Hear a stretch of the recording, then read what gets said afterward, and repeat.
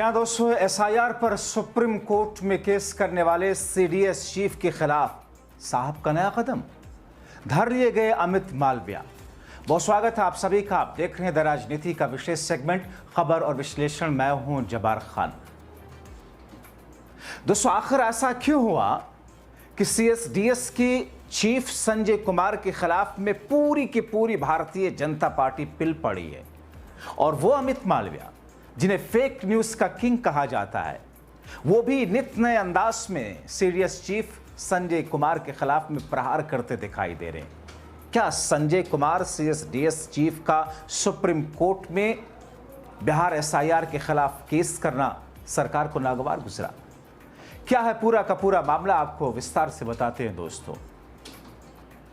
दोस्तों, महाराष्ट्र विधानसभा का चुनाव, जहां पर आंकड़ों को लेकर के इस बीच में एक पोस्ट सामने आया जिसमें सीएसडीएस चीफ ने, सीएसडीएस के सह निदेशक और प्रसिद्ध चुनाव विश्लेषक हैं संजय कुमार, महाराष्ट्र विधानसभा चुनाव के संबंध में अपने एक पोस्ट में गलती को स्वीकार करते हुए 19 अगस्त को माफी मुझ पर मांगी और खेद प्रकट किया। उस पोस्ट में उन्होंने दावा किया था कि महाराष्ट्र के 2 विधानसभा क्षेत्र में रामटेक और देवलाली में लोकसभा चुनाव 2024 की तुलना में विधानसभा चुनाव 2024 में मतदाताओं की संख्या में भारी कमी आई।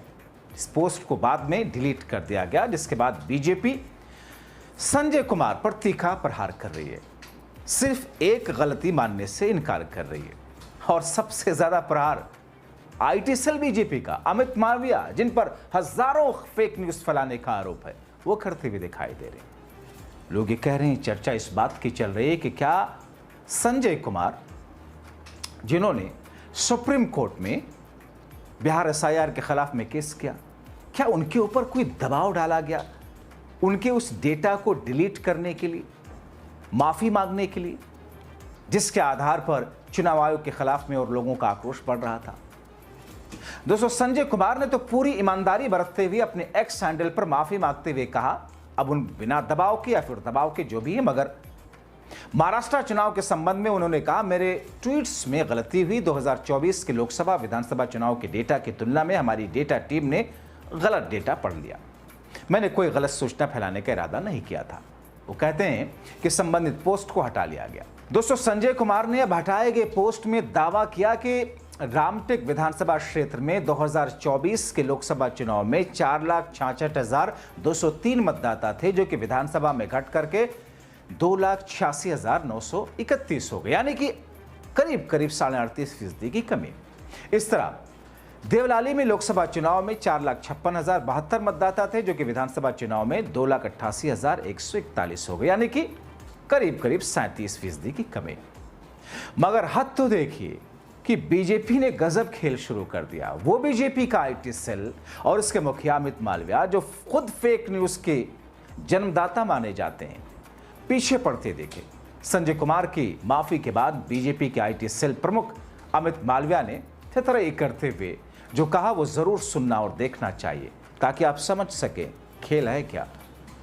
वो कहते हैं, लिखते हैं कि अमित मालविया ने इसे सिर्फ एक गलती मानने से इनकार करते हुए कहा कि ये संजय कुमार के साबित हो चुके हैं पक्षपात, जिसका नतीजा है जिस संस्थान के डेटा का इस्तेमाल राहुल गांधी ने महाराष्ट्र के मतदाताओं को बदनाम करने के लिए किया, उसने अब स्वीकार किया कि उसके आंकड़े गलत थे, न केवल महाराष्ट्र के बल्कि अन्य जगहों के लिए भी।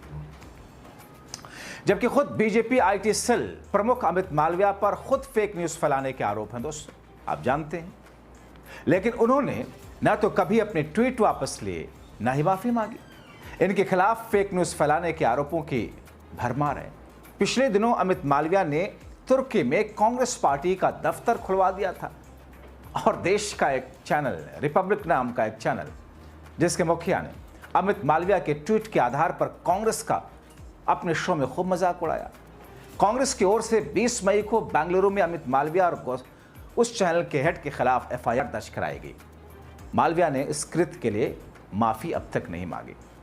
अपनी शिकायत में उस वक्त कांग्रेस ने कहा था कि अमित मालविया और रिपब्लिक के हेड उनके खिलाफ में गलत जानकारी फैलाई, जिससे उन्होंने मनगढ़ंत दावे का दुर्भावनापूर्ण प्रचार बताया पुलिस के अनुसार बेंगलुरु के हाई ग्राउंड्स पुलिस स्टेशन में भारतीय न्याय संहिता की धारा 192 यानी कि दंगा भड़काने के इरादे से जानबूझकर को उकसाना, 352 शांति भंग करने के इरादे से जानबूझकर के अपमानित करना, इसके तहत एफआईआर दर्ज की गई। यह केस अभी भी बंद नहीं हुआ। दोस्तों, अमित मालविया पर फेक न्यूज फैलाने का एक और मामला देखिए। तमिलनाडु में भी अमित मालविया पर सितंबर 2023 में फेक न्यूज फैलाने का आरोप लगा। एनडीटीवी की एक रिपोर्ट के मुताबिक अमित मालविया के मंत्री उदयनिधि स्टालिन के सनातन धर्म पर दिए गए भाषण के बारे में कथित तौर पर फर्जी खबर फैलाने के आरोप में बीजेपी नेता अमित मालविया के खिलाफ पुलिस में मामला दर्ज किया गया। अमित मालविया ने एक्स पर एक पोस्ट में कहा था कि मुख्यमंत्री एम.के. स्टालिन के बेटे ने सनातन धर्म के अनुयायियों के नरसंहार का आह्वान किया था। यह मामला दंगा भड़काने और समुदायों के बीच दुश्मनी फैलाने जैसे आरोप के तहत दर्ज किया गया। अमित मालविया का विवादित ट्वीट अभी भी सोशल मीडिया पर है। उन्होंने कभी भी अपने ट्वीट को वापस नहीं लिया। दोस्तों, विवाद तब शुरू हुआ जब बीजेपी ने पिछले बुधवार को कांग्रेस के वोट चोरी के जवाब में अपना और चुनाव आयोग का बचाव करते हुए सोनिया गांधी पर भी गंभीर आरोप लगाए। बीजेपी ने दावा किया कि सोनिया गांधी का नाम 2 बार मतदाता सूची में शामिल हुआ।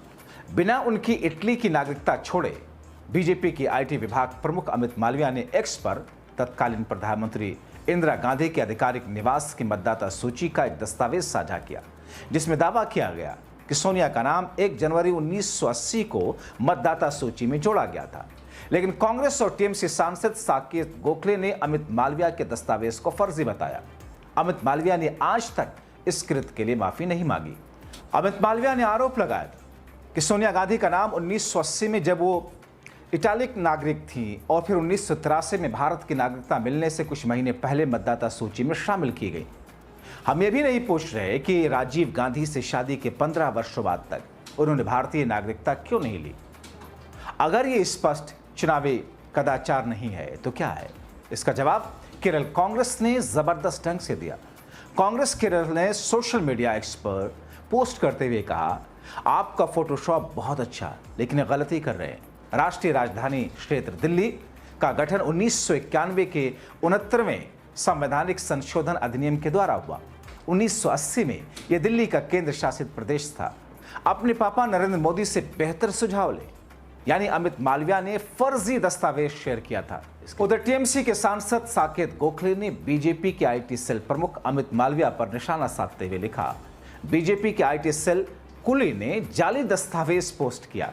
राष्ट्रीय राजधानी क्षेत्र दिल्ली का गठन 2 जनवरी 1992 को हुआ। जालसाजी एक अपराध है जिसके लिए बीएनएस की धारा 336 के तहत 7 साल की सजा हो सकती है। क्या चुनाव आयोग में बीजेपी के आईटी सेल प्रमुख के खिलाफ एफआईआर दर्ज करने की हिम्मत है? दोस्तों, अमित मालविया अपने आपत्तिजनक और गलत ट्वीट के कारण काफी चर्चित है। स्क्रॉल ऑल्ट न्यूज और न्यूज लॉन्ड्री की एक रिपोर्ट प्रकाशित की जिसमें अमित मालविया के ऐसे 16 कारनामे गिनाए। 2020 में महिलाओं के शाहीन बाग आंदोलन के दौरान भी उनके कई ऐसे ट्वीट सामने आए। वो अक्सर कई समूहों या लोगों पर पाकिस्तान जिंदाबाद का नारा लगाने का आरोप लगाया। उन्होंने अक्सर कई समूहों पर, कई लोगों पर पाकिस्तान जिंदाबाद का नारा लगाया था, जिसका आरोप उन पर अब तक है, लेकिन बाद में आरोप गलत साबित पाए गए। मगर अमित मालविया ने कभी माफी नहीं मांगी। मगर अब वही बीजेपी और अमित मालविया सीएसडीएस के सह चीफ को घेर रहे हैं। शर्म जरा भी नहीं है। यानी कि जिस शख्स को अपने फेक न्यूज फैलाने वाले कृत्य पर माफी मांगनी चाहिए, वो एक ऐसा शख्स जो अपनी गलती को स्वीकार करते हुए माफी मांग रहा है, उस पर हुक्का पानी लेकर के चढ़ गया। आप क्या कहेंगे बीजेपी की फेक न्यूज वाली मंडली को लेकर और एसआईआर के खिलाफ सुप्रीम कोर्ट में केस करने वाले सीएसडीएस के चीफ की उस माफीनामे पर? और साथ में आप ये भी बताएं, क्या उन पर किसी किस्म का दबाव डाला गया जिस वजह से उन्होंने उस डेटा को इरेज करते हुए माफी मांगी? अपनी राय कमेंट बॉक्स में जरूर लिखें। अभी के लिए इतना ही, बहुत शुक्रिया।